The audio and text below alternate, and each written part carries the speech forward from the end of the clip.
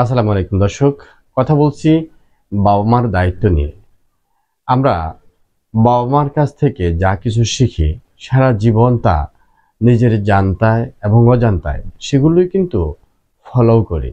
সেগুলো কিন্তু আমাদের কর্মে, আমাদের কথায় এবং আমাদের সকল কাজে আমরা সেগুলোর প্রয়োগ করি। আমরা ভুলেও চিন্তা করি না যে এগুলো আমার পরিবার থেকে আমার মাঝে প্রবেশ করেছে। তাই বলা হয় পরিবার শিশুর কিংবা একজন মানুষের সর্বপ্রথম পাঠশালা এবং বাবা মা পৃথিবীর সবচাইতে বড় শিক্ষক। বাবা মার অনেক দায়িত্ব, কারণ নেপোলিয়ন যেমন বলেছেন, আমাকে একজন শিক্ষিত মা দাও, আমি তোমাদেরকে একটি শিক্ষিত জাতি উপহার দেব। ঠিক রাসূলুল্লাহ সাল্লাল্লাহু আলাইহি ওয়াসাল্লামও এই বিষয়টির প্রতি তাগিদ দিয়েছেন, যেন মা শিক্ষিত, দিনদার এবং আমেলদারি হয়। তো বাবা মা হিসেবে আমরা কিন্তু আমাদের মূল দায়িত্ব থেকে ছিটকে গিয়ে কিছু বদ অভ্যাস আমাদের মাঝে প্রয়োগ করি। আমি আজকে সে বিষয়ে আপনাদের সাথে আলোচনা করতেছি যে বাবা মা হিসেবে কিছু বদ অভ্যাস, আমি সেই বদ অভ্যাস গুলোকে 8টি ভাগে ভাগ করেছি। 8টি বদ অভ্যাস এড়িয়ে চলা জরুরি। বাবা মানে শুধু একটি সামাজিক পরিচয় নয়, এটি একটি দায়িত্ব, একটি সম্পর্ক, জীবনভর চলতে শেখার যাত্রা। সন্তানের চোখে মা বাবা মানে নির্ভরতা, শক্তি আর ভালোবাসার সবচেয়ে নির্ভরযোগ্য উৎস। কিন্তু সব মা বাবা কি সেই ভূমিকা সঠিকভাবে পালন করতে পারেন? ব্যস্ততা, ক্লান্তি বা নিজের অজান্তে হয়ে যাওয়া কিছু আচরণ মাঝে মধ্যে মা বাবা ও সন্তানের মাঝখানে দেয়াল তুলে দেয়। কিছু অভ্যাস যেসব হয়তো আমাদের চোখেই পড়ে না, ধীরে ধীরে সন্তানের মনে তৈরি হয় হতাশা, ভয় বা দূরত্ব। চলুন জেনে নেই মা বাবা হিসেবে যে 8টি বদভ্যাস এড়িয়ে চলা জরুরি।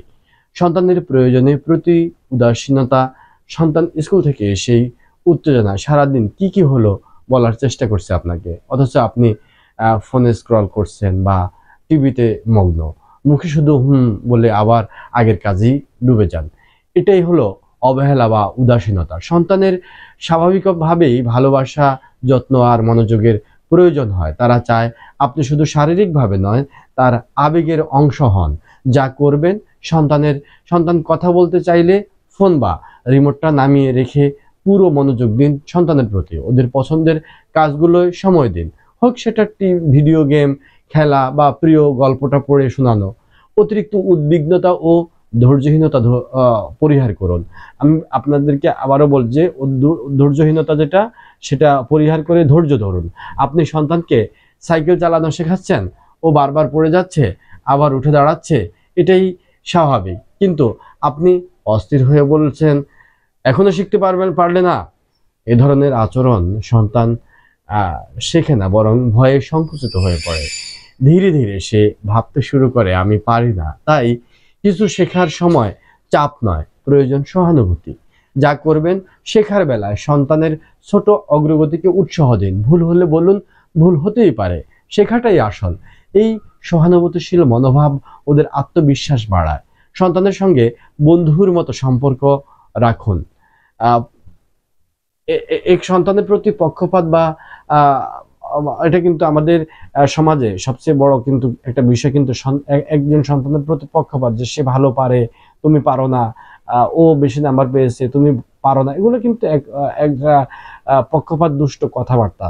তো পক্ষপাত দুষ্ট কথাবার্তা কিন্তু মা বাবা চান সন্তানেরা যেন ভালোবেসে বিশ্বাস করে এবং তাদের নির্ভরতার প্রতীক হিসেবে দেখে। কিন্তু যদি একজন সন্তানের প্রতি বেশি ঝুঁকে পড়ে, তাহলে কিন্তু অন্যজনের মনে তৈরি হতে পারে অবহেলার গভীর ক্ষত।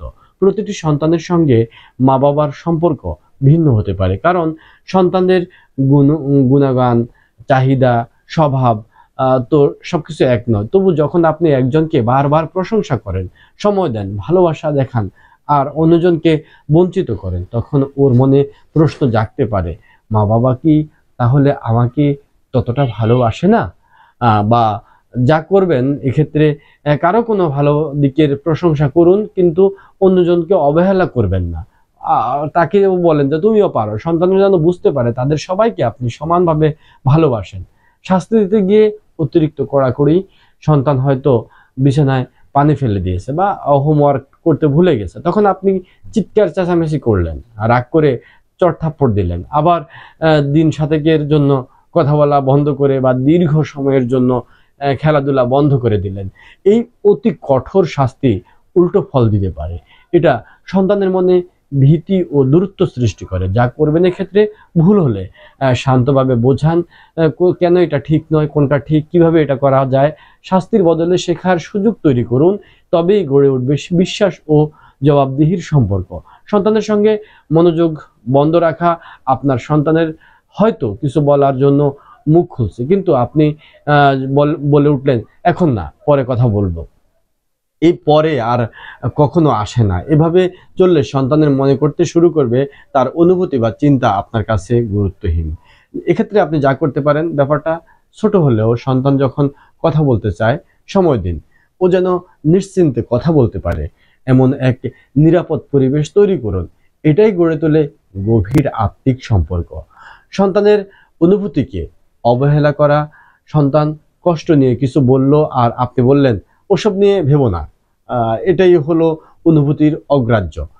এভাবে ওর অনুভূতিকে হালকাভাবে নিলেও ভাবতে শুরু করবে ও যে নিজের আবেগ লুকিয়ে রাখাই ভালো, বাবা মার কাছে বললে তো গুরুত্ব পায়। যা করবেন এক্ষেত্রে আপনি ওকে জিজ্ঞাসা করুন কি হয়েছে, কষ্ট লাগছে কেন, এমনভাবে শুনুন যাতে ওর মনে হয় ওর কথা আপনি সত্যি গুরুত্ব দিয়ে শুনছেন। এটাই ওর ভেতরে গড়ে তুলবে নিরাপত্তা ও আবেগ বোঝার ক্ষমতা। সন্তানের সুস্থ মানসিক জীবন গঠনের দায়িত্ব মা বাবা দুজনকেই নিতে হয়। সব সময় খুঁত ধরা বা সমালোচনা করা, সন্তান আনন্দ নিয়ে ছবি দেখাতে এলো যে ছবি এঁকেছে আর আপনি শুরু করলেন ভুল ধরা, এটা ঠিক হয়নি, ওটা আরো ভালো করা যেত, এরকম বারবার সমালোচনা ও ওর আত্মবিশ্বাস নষ্ট করে। আপনি প্রশংসা করুন, চমৎকার হয়েছে, চমৎকার চেষ্টা করেছো, তারপর হালকা করে বলুন কিভাবে আরো ভালো হতে পারে। ওর যেন বুঝতে পারে যে আপনি সাহায্য করতে চান, হতাশ করতে নয়। নিজের আচরণ দিয়ে খারাপ উদাহরণ তৈরি করা, আপনি চাইছেন সন্তান দয়ালু সৎ হোক, অথচ নিজে অসৎ বা নিষ্ঠুর আচরণ করতেছেন, ভিক্ষুকের সাথে ধমক দিচ্ছেন, তাহলে কি হবে?